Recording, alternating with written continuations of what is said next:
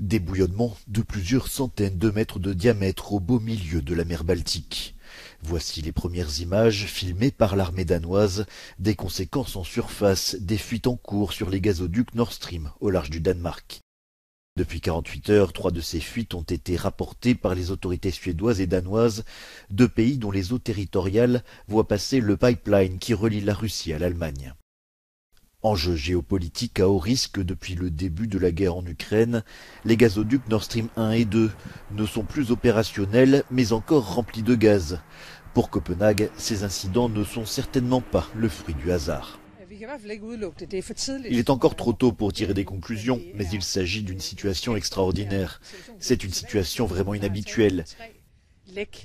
Il y a 3 fuites avec une certaine distance entre elles, et c'est pourquoi il est difficile d'imaginer que ce qui se passe est une coïncidence.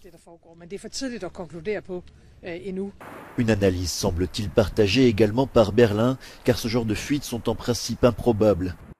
Selon le quotidien allemand Tagesspiegel, citant des sources au sein du gouvernement fédéral, les autorités soupçonnent fortement un acte de sabotage. La Russie, elle aussi, a réagi ce mardi après-midi pour exprimer son inquiétude. Il est évident qu'il y a eu destruction du tuyau. Quant à savoir quelle en est la raison, avant que les résultats de l'enquête n'apparaissent, aucune version ne peut être exclue.